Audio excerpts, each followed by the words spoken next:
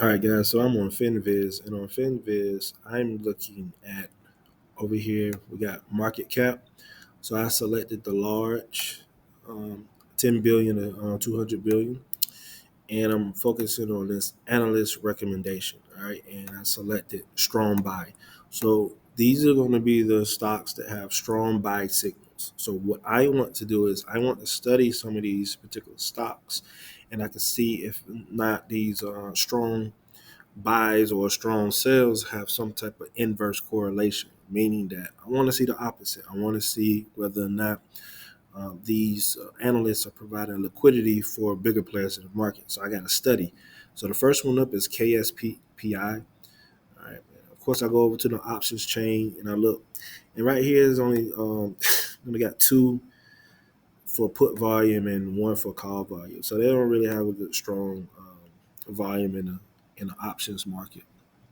But all right, so I'm also notated on the chart, strong buy. I put the date, and I want to study this. So look, I'm not looking to make any trades right now. I'm not doing anything. I'm just going to notate on the chart, and what I'm doing is that I'm building my bias. Okay, I'm continuously notating on the chart, taking notes, and I'm studying the behavior. And if I can find a pattern, then that's what it means for me to be a contrarian in this, and it's thinking totally different than what everybody else is thinking.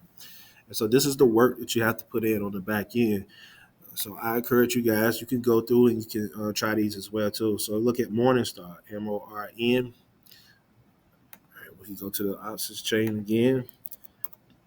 And I'll go over here so I can see, what the volume looks like for the calls and put options. And then sometimes they don't even have uh, any contract. So this one right here says nothing. Now that doesn't mean I can go on my app.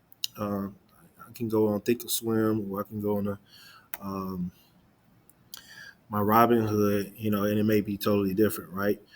So those volumes could be off on that particular website. But let's look. Okay, this is Morningstar. All right. And remember, we want to say it was a strong buy. So, of course, I want to notate strong up, strong buy. All right. And we'll put the date, which is 7/29/24.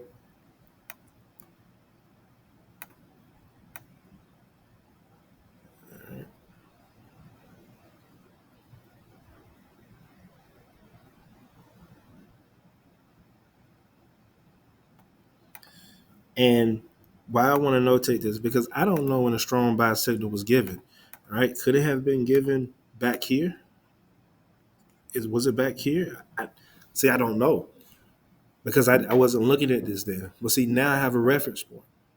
And so let's say for whatever reason we come into the market, right?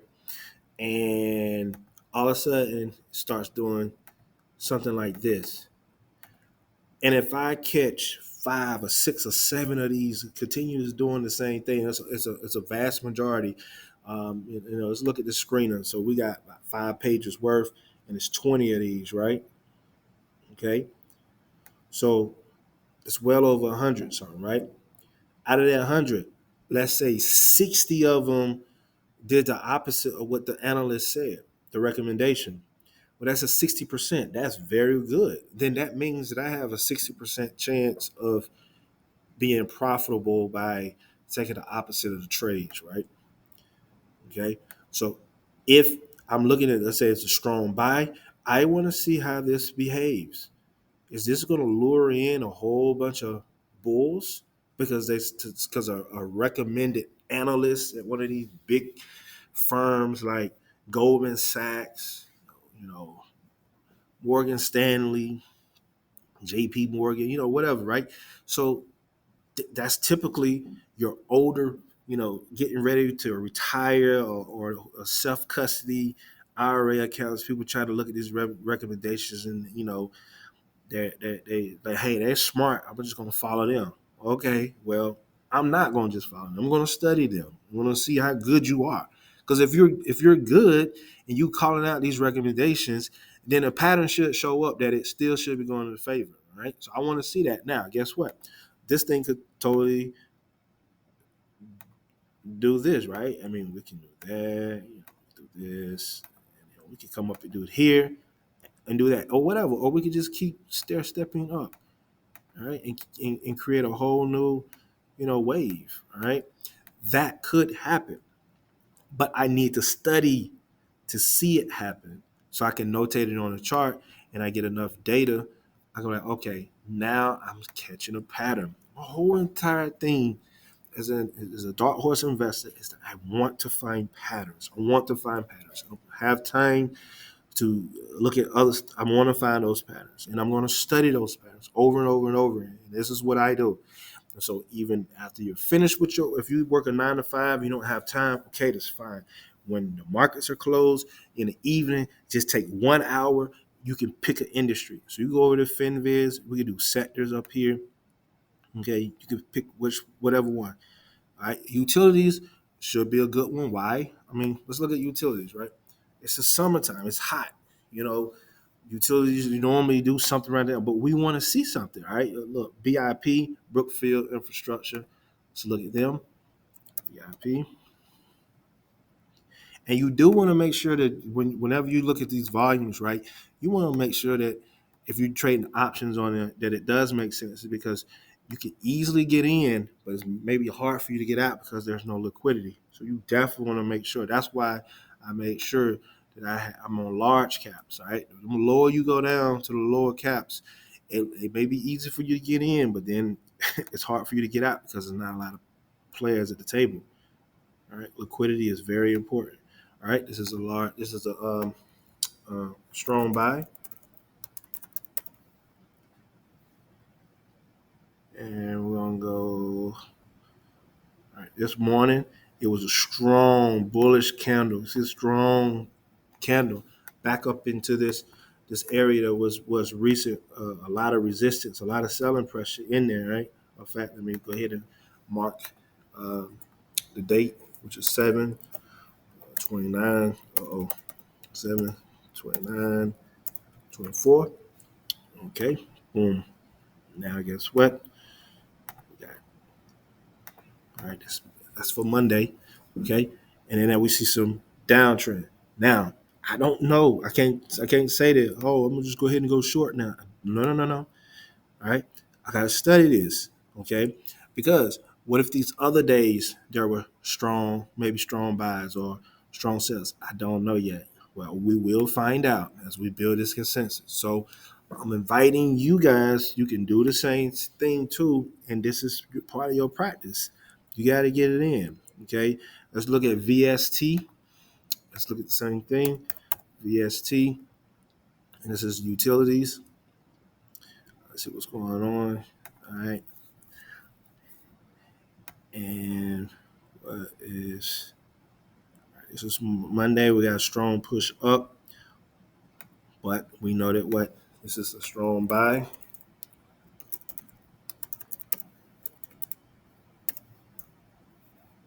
And we're gonna go 7/24. And we're gonna notate. I didn't mean to do that. How did that happen? All right, let's do this.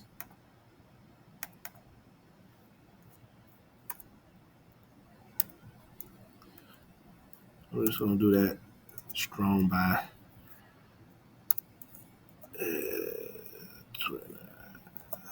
24. Okay, here we go. All right, and we're gonna do this. And it's just to show that this is the candle for the opening candle for the start of the market. All right, so we want to see how this strong buy looks. Okay, now watch this. Let's say right here, this was I don't know, maybe a strong buy, right? But we had a what? A nice little rallying point, right? And then we pulled and it fell off the cliff, all right? But I can go back and I can look and I can see that basically we hit some extension points down to the downside. All right. So just based off this impulsive move to the downside, all right. I already know that this level is the first level hit, second level, and then this will be third, and this was hit, which was on probably a Thursday, which it was last Thursday. This was hit. Okay, these are some key levels. All right, now if we go in lower, of course, these are the next ones, right? But if this was a buy, okay, the question is, who all came in? Probably a lot of people came in buying up on this, but it was something bigger that was willing to sell off, and it trapped. So this is a classic bull trap. And then most people are taught that what most assets eventually what close the gap. Here's a gap. Don't this look like this is getting up here to close the gap? This is get you very excited that hey, we're gonna go up here and close this gap, and we got a gap right here as well too. See this gap right there? We're gonna come up, we're gonna close these gaps, but what happened? We roll over and we push to the downside. All right, we gotta be careful as well here too. Why? All right, we're stepping up a little bit. This is lure in. People gonna say, "Hey, we at extremes levels. These got to be some good levels for us to go long. Let's go long." You got to be careful. You still got this level right here that's serving as what a supply zone, right? You still got to respect that level. So even if we do get up here, you definitely shouldn't be doing no buying here. If anything, price, if you are going to be doing any buying, it should be in this area, but getting it out of this area because that's the recent level that you have to respect if you're short term trading. Right? But you see how I'm analyzing, I'm looking at these things, all right, and I just encourage you to do the same. Like I said, use FinViz. It's very beneficial. If you don't like large caps, you go to Mega. If you want to go down to the lower ones, you can. All right.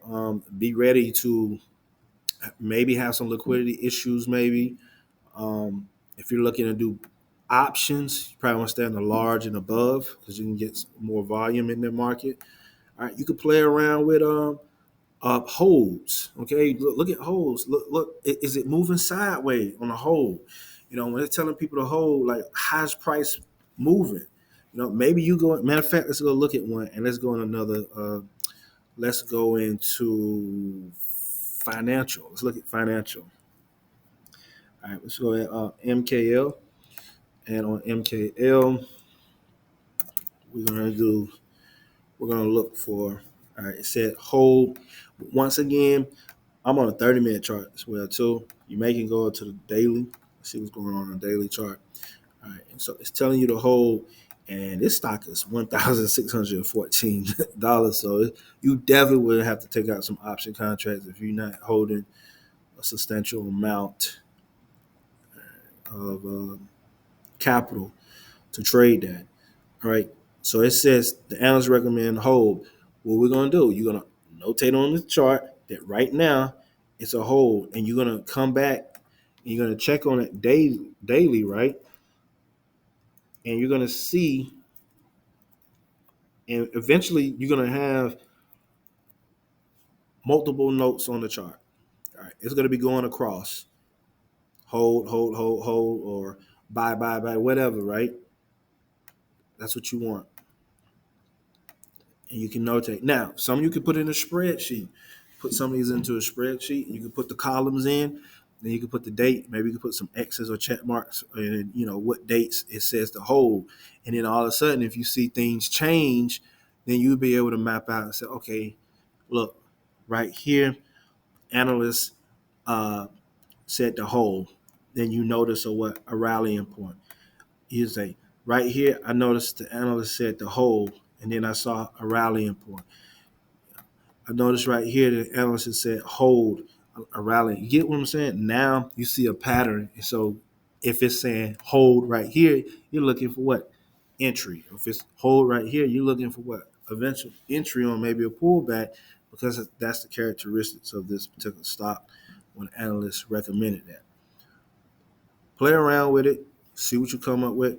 But that's what I want you guys to start doing as contrarian investors is like really be creative.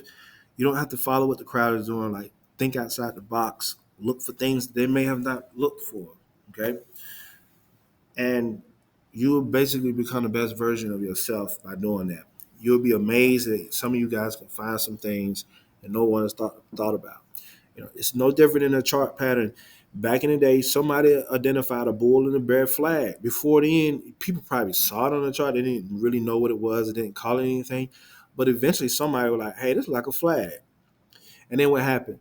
Everybody started learning about flags. But also, too, we know that eventually, when everybody knows about something, it can sort of dilute it, and then now you have to come up with different ways because everybody knows that everybody's trading that now, right? So it probably had a higher success rate in the earlier days. Double tops, bottoms, all those different patterns. Someone identified a pattern. But what you guys understand is that there are other patterns out there too that shapes up.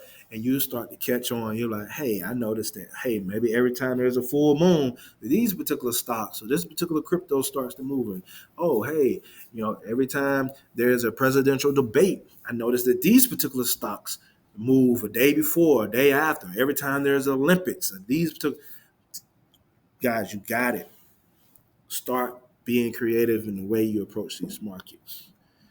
Y'all hit the like button. Y'all subscribe. It's your boy E White. I am out.